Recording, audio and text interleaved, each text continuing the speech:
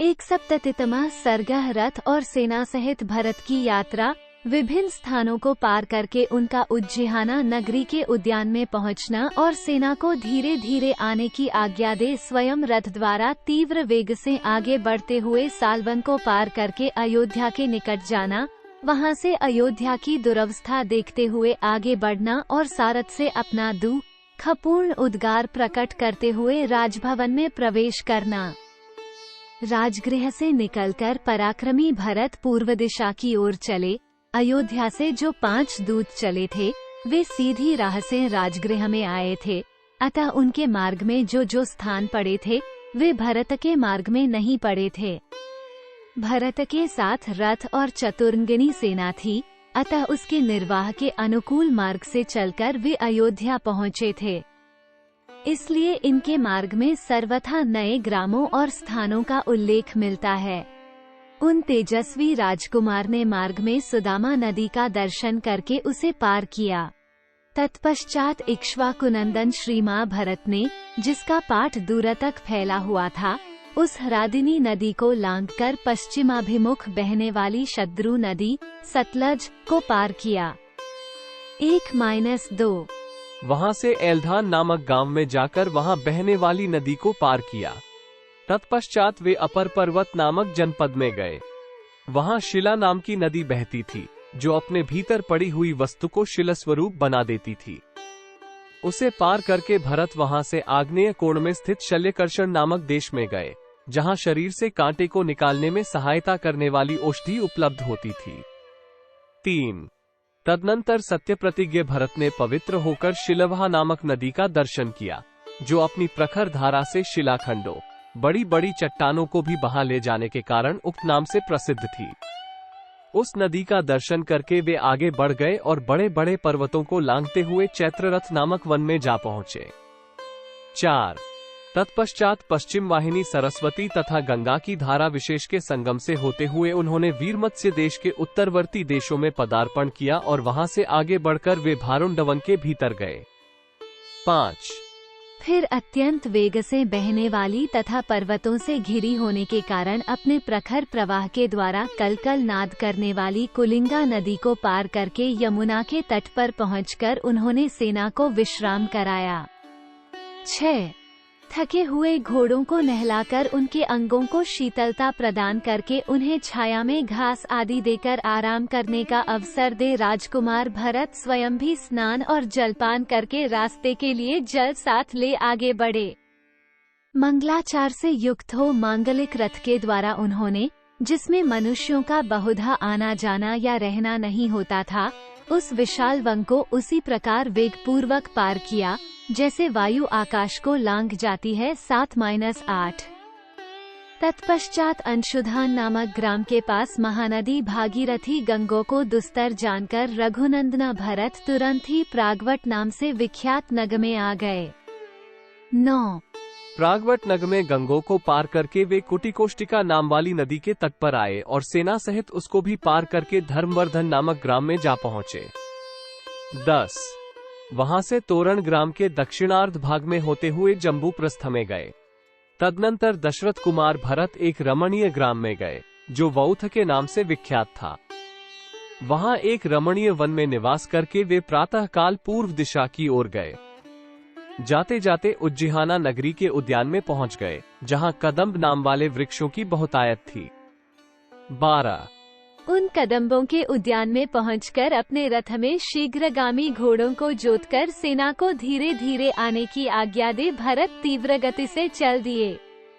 13 तत्पश्चात सर्वतीर्थ नामक ग्राम में एक रात रहकर उत्तानिका नदी तथा अन्य नदियों को भी नाना प्रकार के पर्वतीय घोड़ों द्वारा जुते हुए रथ से पार करके नरश्रेष्ठ भरत जी हस्तिपृष्ठक नामक ग्राम में जा पहुँचे। वहां से आगे जाने पर उन्होंने कुटिका नदी पार की। फिर लोहित्य नामक ग्राम में पहुंचकर कपिवती नामक नदी को पार किया। 14-15 फिर 1 साल नगर के पास स्थाणुमती और विनत ग्राम के निकट गोमती नदी को पार करके वे तुरंत ही कलिंग नगर के पास सालवन में जा पहुँचे। 16 वहां जाते जाते भरत के घोड़े थक गए।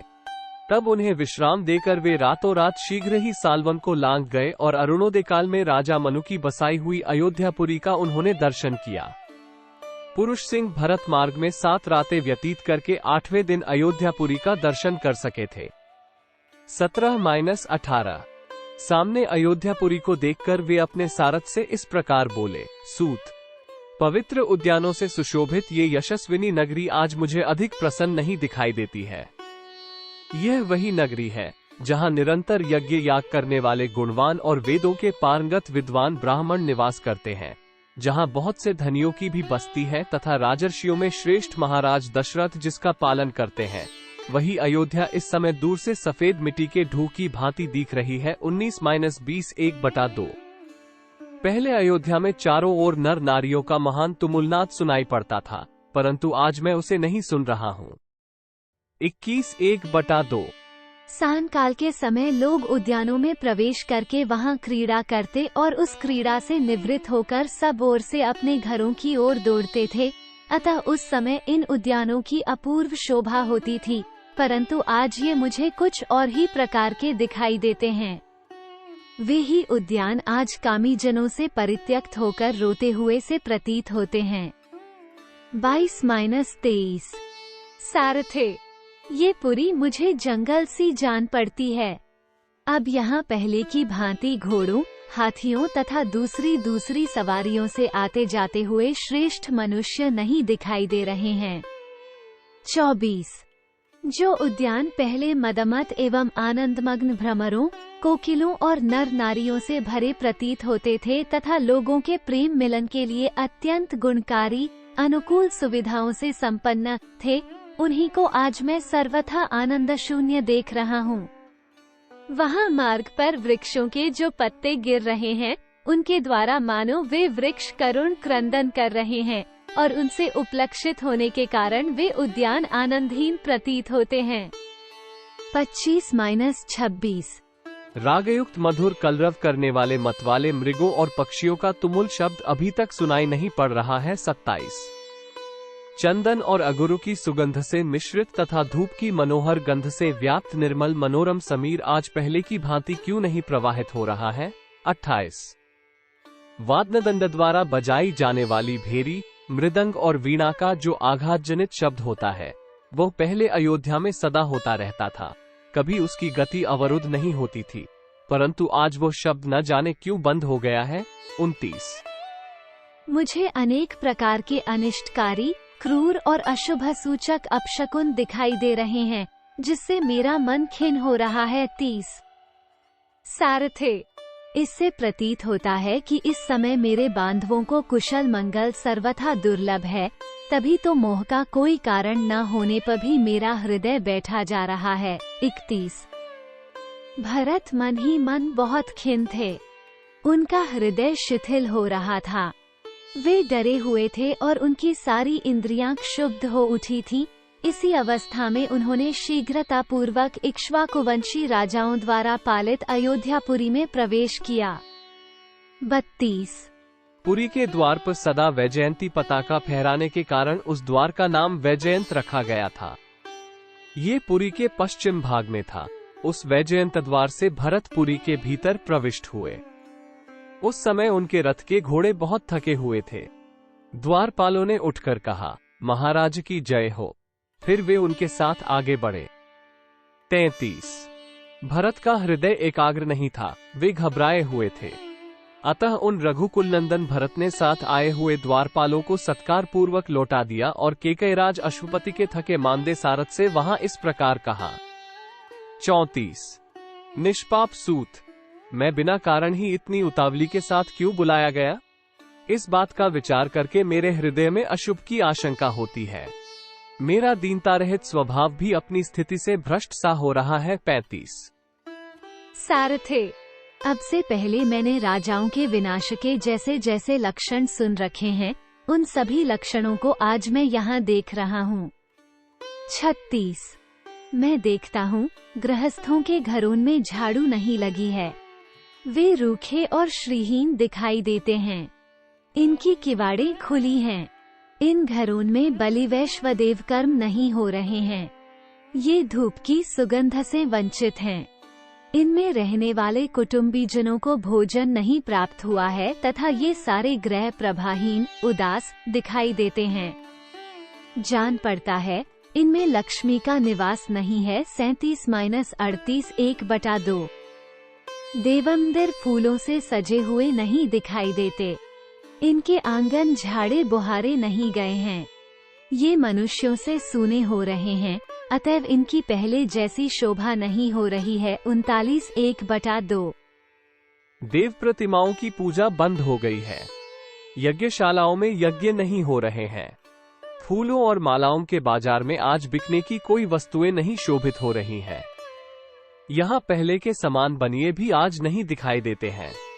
चिंता से उनका हृदय उद्विग्न जान पड़ता है और अपना व्यापार नष्ट हो जाने के कारण वे संकुचित हो रहे हैं। 40-41 1/2।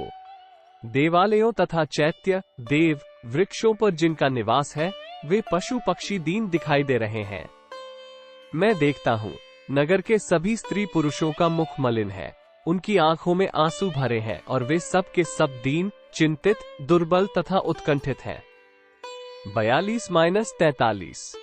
सारथ से ऐसा कहकर अयोध्या में होने वाले उन अनिष्ट सूचक चिन्हों को देखते हुए भरत मन ही मन दुखी हो राजमहल में गए। 44।